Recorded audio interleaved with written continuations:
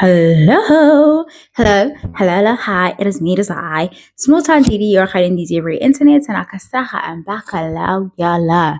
Listen, I've got weddings coming up. That's why we're having this chat. But like, I adore the people, so it doesn't feel, but it, now I want to talk about this, right?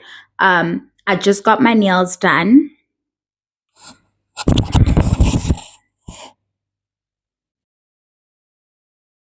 You see, I don't know how the girls do it, but this is me.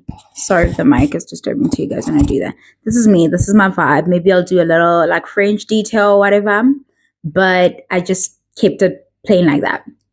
And my hair's wet. I hate shrinkage. Dreads shrink too because I've got 4C hair when it's said and done, right? And I love when they get their volume back and they're all chunky and stuff. So still wait. I never leave the salon my hair, like, because I always go late anyway, and I had to come back and record. And this is going to upload so late and stuff.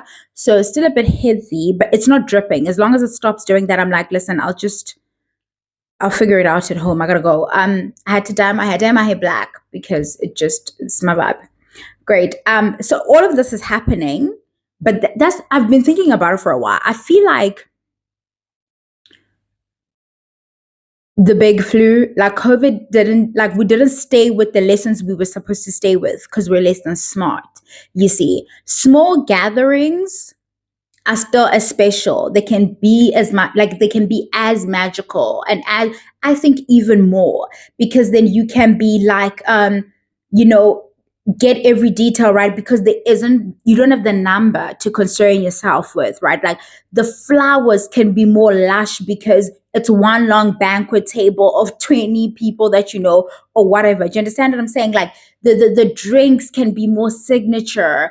The linen can be more luxe because you're not dealing with that overwhelming number of like 100. Now it's 100 of everything. You compromise on some stuff just to make the look work and stuff.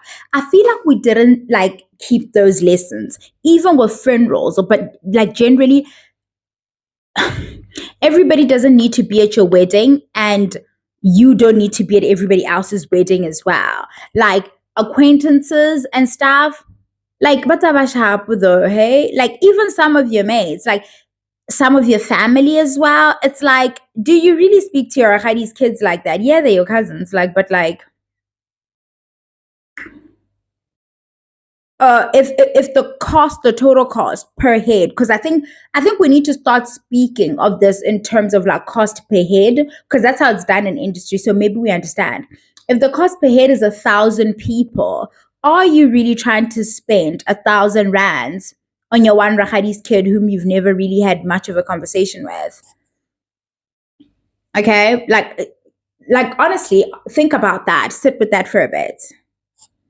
I want to know.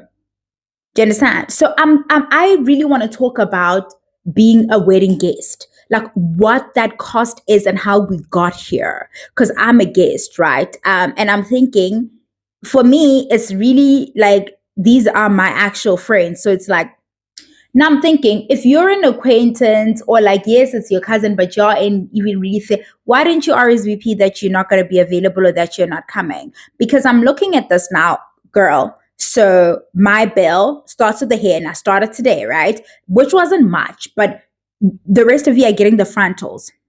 Cling, make that money sound. Cling sound here. It's the install, and maybe you already had the hair or you didn't because you want a particular look, so you had to get the hair. Are you guys doing that? Are you guys doing that for weddings? Like, are you specifically going out and like buying new hair to install? So what is the average price of an install? I wouldn't know. Like the money sound there. Great. That's already done. Nails. What's the average? My nails were 250. Right? And I have nothing on them. These are like basic, like, right? I love them. I think they're beautiful. My hands look cute and dainty, how I like and stuff. But now you want like a little feel on it, right? It's gonna be a little bit more. How much is that? Like, ka-ting. Some of you can't do your own makeup, or you just want like this extra look for the day because you're like, oh my God, how much are you spending on makeup? It depends on the city, right? Like, what are the people charging where you are, how much it is, but you could pay from as little as like 500 rands in smaller places. And you know what? You don't need to tell me about like, oh my God, what kind of makeup are you get? I don't know, baby. I'm just telling you. But I think that's what people are trying, like 500-600 rands. So all the way up to like 1.5, possibly even more, I think. But for a wedding, I think the most I've heard somebody spend for like going to an event or something's like 1.5. So I'm gonna put it at a nice 700 or like a gram, maybe. I don't know, if you can't do your own makeup, right? Or you really feel like, oh my God, this is like such a top Shayla type of wedding. Like everybody's going to be looking their best. And I don't do much eyeshadow work and things like that. Maybe you want an eye look and all of that stuff. But that's like, that is 1.5. I'm sorry, once somebody's doing like, spending all that time trying to blend eyeshadows for you. No, guys, like no makeup natural. Also, you need to understand makeup artists are using like products that cost more than like what you are, because they're trying to get that, like they're trying to be God, they're trying to be Picasso, like they're trying, but like, oh, but I don't want to use that language, they're trying to make the impossible possible. So, but anyway, so it's the makeup, right? You haven't left the house, babe. You haven't left the house. The wedding hasn't started. How much have you spent? How much have you spent? Great. The dress. You're probably getting a dress made, right? Because people have themes now. Like they run with a color story for the day, right? So it's happening at the back here. They run with a color story for the day. That's part of how the cost gets to where it gets, because people have things in particular that they want for their day. I'm not necessarily like, I don't think people should wear whatever the fuck they want to a wedding, because you are going to keep those pictures forever. It's a production. You were trying to put together a moment. You were trying to have it look a certain way. So I don't think like that's necessarily the issue, because people used to dress and then you're like, where's this one at and where's that one at? And the weddings were looking like crazy. So I understand like people like having these colors and stuff. You're getting a dress made. You gotta get shoes made, and you can't fast, because those are for pictures. Those are the type of shoes you buy and you take pictures and you put away. No. This needs to be a practical shoe. How much have you spent, babe? Are you counting? How much have you spent? Okay, great. Some accessories, usually it's not that expensive, right? Like people usually take whatever they're going on and the earrings, unless it's really part of your thing. But no, we're done putting all of that look together. Now, let's figure out, are you traveling? How much is that? Okay, if you're traveling, you probably need to gonna like have a place to sleep. How much is that? You have to like make sure you've got your own liquor and you're good. Maybe your Bible's got, how much is that? When we're done with all of this, what kind of gift can you afford to give the couple? I think that's why the gifts are getting crappy. Like the gift giving is getting less and less, because being a guest at a wedding is so pricey. And I feel it's happened because we're back to Instagram. We're back to social media, right? Like wedding content is so good. Like outside of the bride being able to like launch a career from planning her wedding, I'm a bride to be. How many people on TikTok have launched their careers from bridal and I'm a 2025 bride. So here's my mood board. It starts early. Outside of that person, now the wedding guest person can now put together a similar kind of feel. So we're watching all of this stuff, and I don't know, we become desensitized as to like, that's money. Like every time somebody mentions something, that's money. That is money that they're spending to go to these weddings. Do we understand that? Like, do we truly understand that? Because I don't think we do. And also high profile weddings, right? We see somebody like a celebrity, whatever, and they've invited like a lot of like their celebrity industry acquaintances, so-called friends to this thing, and everybody comes through. We now have this idea as well that weddings are like these glammed up affairs, and like and you can't repeat an outfit. I understand that, okay, if this one is running with this color story, you can't just wear something else simply because you already got it made. I get that. But sometimes most of these color stories within a space, because color stories trend, right? Like palettes trend, color palettes trend. Like you can switch out, you can maybe like whatever, you can get that dress altered somehow instead of getting a whole new one made, but you're not an outfit repeater, right? We're getting things made because buying things off the rack anymore. First of all, the clothes have gotten really bad. There's that. But also you feel underdressed because like it's gotten to be this thing, this affair now where even when you don't want to participate, you feel forced to participate. You're going to stick out like a sore thumb. Everybody's going to be looking like top, like looking like, they're in Wakanda and there you are. And your what is it? What is this thing? A wrap dress that you got from Truworths.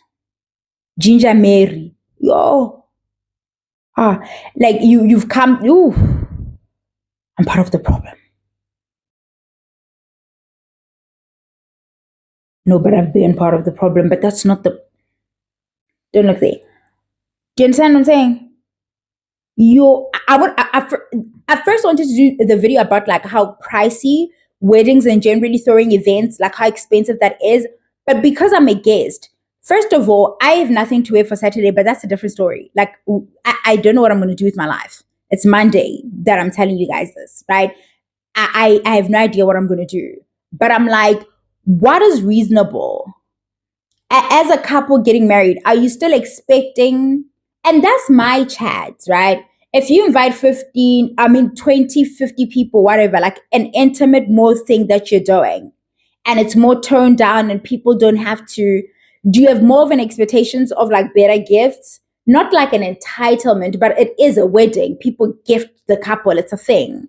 Versus you've now invited like 150 people and you were gifted probably by 20.